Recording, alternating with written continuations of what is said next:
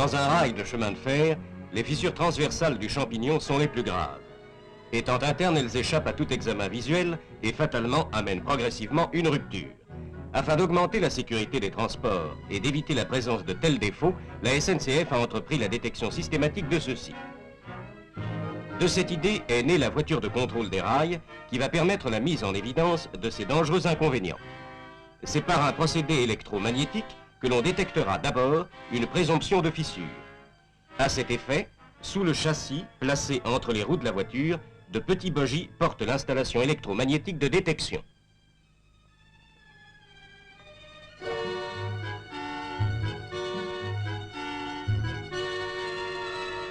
À l'intérieur, 2 groupes générateurs fourniront le courant nécessaire aux différents appareils de bord. 3 génératrices, entraînées par un moteur à essence de 100 chevaux, vont alimenter les démagnétiseurs, l'appareillage électronique et les électroaimants qui se déplacent parallèlement à chaque fil de rail grâce aux 2 bogies spéciaux sur lesquels ils sont installés. Ces derniers sont relevés automatiquement par vérin hydraulique lorsque le travail est terminé.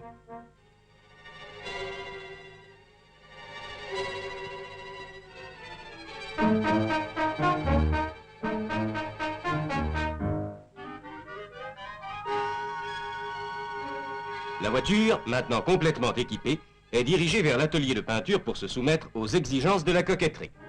La voiture de contrôle des rails est prête au travail et son personnel vient en prendre possession. Tout de suite, l'opérateur électronicien procède au délicat réglage des amplificateurs dont le rôle est primordial au cours de la détection, cependant que dans la salle centrale, les moteurs ronflent, entraînant les génératrices. Cette salle des machines est insonorisée afin d'éviter les bruits qui pourraient troubler l'attention de l'observateur installé dans la cabine de détection.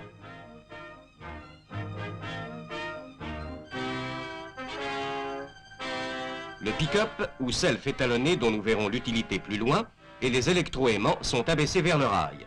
Tout est prêt pour la prospection.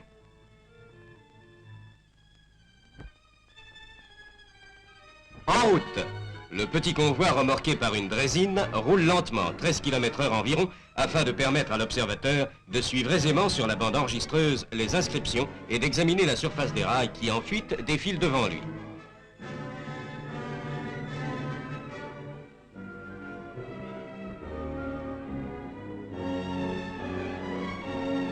Pour chaque fil de rail, 3 styles enregistreurs à haute sensibilité inscrivent sur la bande la conclusion de l'inspection électromagnétique qui permet de scruter l'intérieur du métal.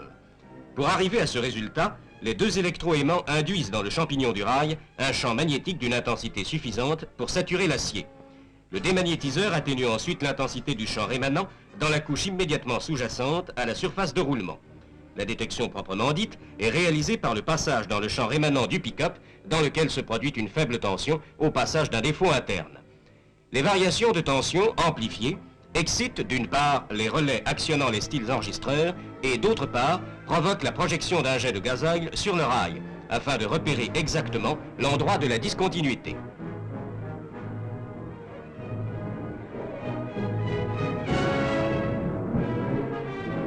Rien ne se signale jusqu'à présent à part le passage des joints ou bien quelques défauts bénins de surface.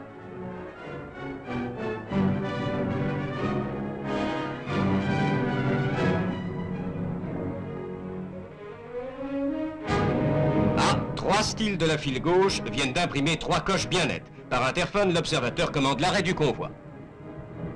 On va procéder maintenant à l'essai électrique de confirmation qui consiste à faire passer dans la partie du rail à examiner un courant de forte intensité sous une faible tension, 1500 ampères sous 2 volts.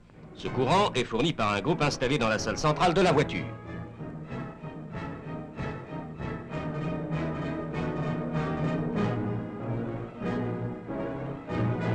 Sur le rail, d'un côté de la fissure présumée et repérée par le jet de gazoil, on place un contact. Le retour du courant est assuré par un contact magnétique fixé de l'autre côté de la solution de continuité. À l'aide d'un contact glissant qui comprend les 2 extrémités d'un circuit dans lequel est installé un millivoltmètre, on va exactement localiser le défaut.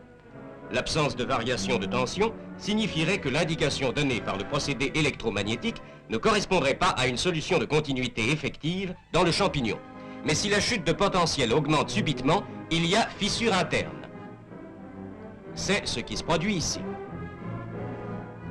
La lecture indique une section du champignon fissurée à 85%. C'est ainsi que pendant une année d'auscultation, 200 taches ovales de ce genre et 300 autres défauts graves du champignon ont été détectés. Il est donc permis d'espérer que le nombre de ruptures de rails en service deviendra très faible grâce au travail minutieux de la voiture de contrôle.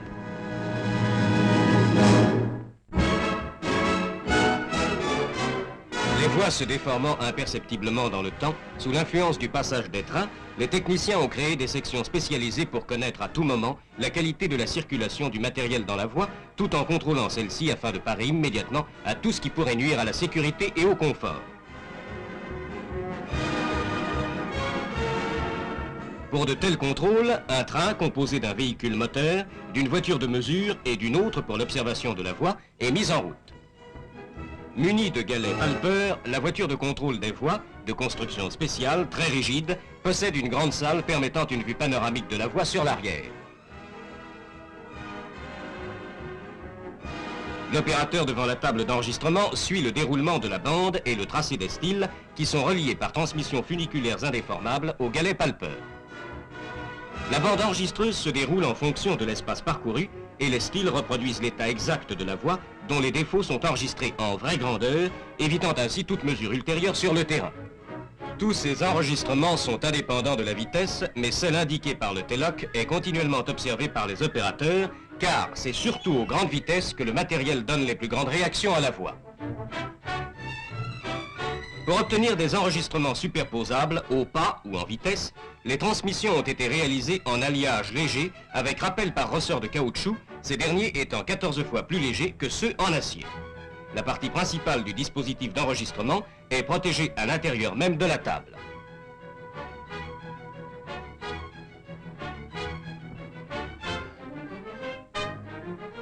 L'opérateur souligne au passage, sur le graphique, les irrégularités éventuellement apparues au passage du train d'essai et confronte la bande précédemment tirée qui se déroule parallèlement et à la même vitesse sur la table de travail. 180 000 km de voies sont ainsi examinés annuellement par les 3 voitures de contrôle que possède actuellement la SNCF. Chaque voiture peut être utilisée seule, incorporée dans les trains pour effectuer des contrôles périodiques sur les réseaux français et étrangers. L'examen du graphique en cours de déroulement ne peut être que sommaire. Aussi, l'essai de la tournée terminé, les ingénieurs procèdent au dépouillement minutieux des enregistrements qui décideront, après étude, du programme des travaux d'entretien de la voie. Une deuxième tournée permettra de s'assurer de la qualité des travaux.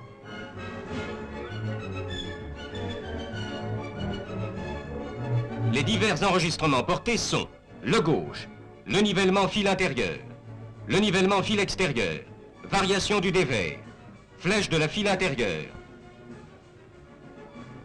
flèche de la file extérieure et la variation de l'écartement des rails. Dans la voiture de mesures oscillographiques, 18 phénomènes peuvent être enregistrés simultanément grâce à un appareillage électrique des plus complexes. Placé dans le véhicule à étudier, un accéléromètre à quartz servant en général à l'enregistrement des accélérations verticales et transversales transmet ces réactions aux oscillographes cathodiques qui les concrétisent par leurs spots lumineux.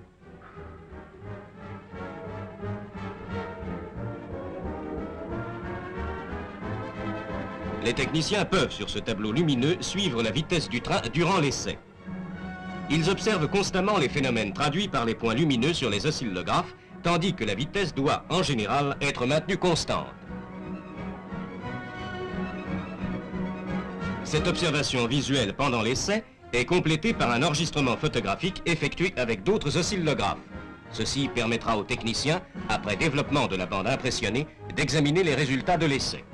Grâce à ces procédés, la SNCF veille constamment sur le confort et la sécurité. Cette voiture spécialement équipée est principalement destinée aux essais en ligne des locomotives électriques. Si chaque organe de ces dernières a fait l'objet de nombreux tests chez le constructeur, il s'avère cependant nécessaire d'effectuer des essais en service pratique pour analyser les possibilités de la machine et étudier certains phénomènes qui ne peuvent être reproduits à poste fixe. La bande d'enregistrement va recevoir les inscriptions des principales grandeurs mécaniques intéressantes. Vitesse, force d'inertie, effort de compression, de traction, puissance et travail au crochet, enfin temps et parcours. Le train d'essai démarre. La puissante BB tire avec une apparente facilité les 21 voitures de son train représentant le poids coquet de 1100 tonnes. Accrochée immédiatement derrière elle, la voiture électrotechnique va scruter et enregistrer minutieusement les moindres réactions de tous ses organes, internes et externes, pendant l'effort.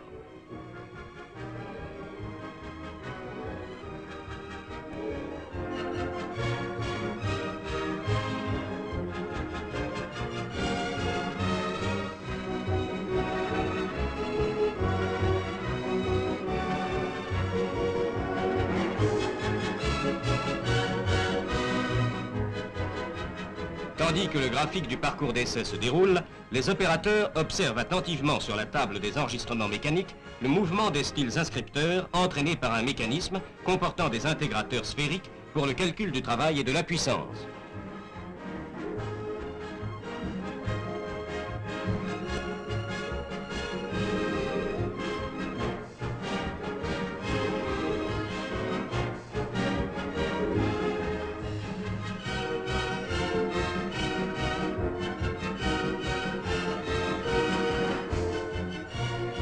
Les cadrans indiquent simultanément la vitesse et la puissance développées au crochet par la locomotive. Les secrets électriques qui se manifestent dans les machines ont nécessité, afin de les déceler, de nombreux aménagements spéciaux d'autant plus complexes qu'il s'agit maintenant d'ausculter non seulement les locomotives fonctionnant en courant continu sous 1500 volts, mais également les machines monophasées à 25 000 volts 50 périodes.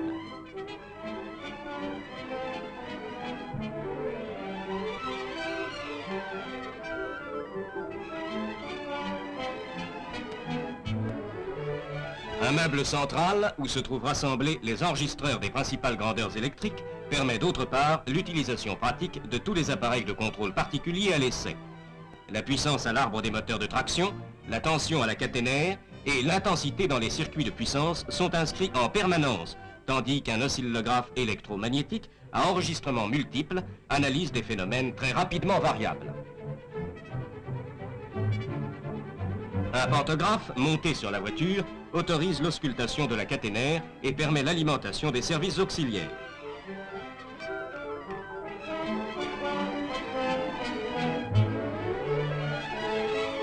Dans la cabine de conduite de la locomotive transformée en poste de commandement, une liaison téléphonique avec micro et haut-parleur assure une relation constante avec le personnel de la voiture qui, de cette façon, peut à tout instant avoir des indications sur les réactions des appareils de mesure de la machine.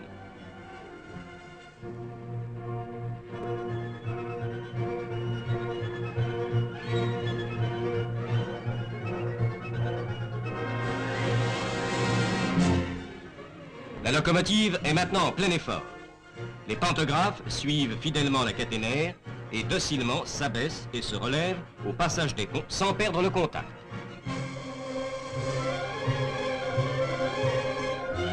Dans la voiture, chacun regarde avec une confiante curiosité la rapide et douce progression des cadrans.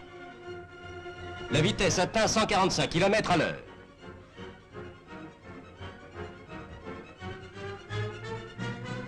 Puis 147 km à l'heure.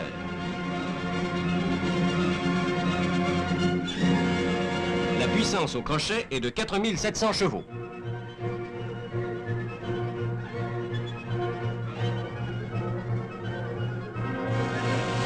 Imperturbablement, les enregistreurs suivent et inscrivent fidèlement les grandeurs électriques. Tandis que le train d'essai de 1100 tonnes filait plus vite que le Mistral entre Paris et Dijon, les appareils de la voiture électrotechnique ont scruté dans les détails les plus infimes le fonctionnement électrique et mécanique de la machine confiée à leurs investigations. Relevés et comparés, les résultats de l'essai fourniront de précieux enseignements aussi bien aux ingénieurs d'études de la SNCF qu'aux propres constructeurs de la locomotive.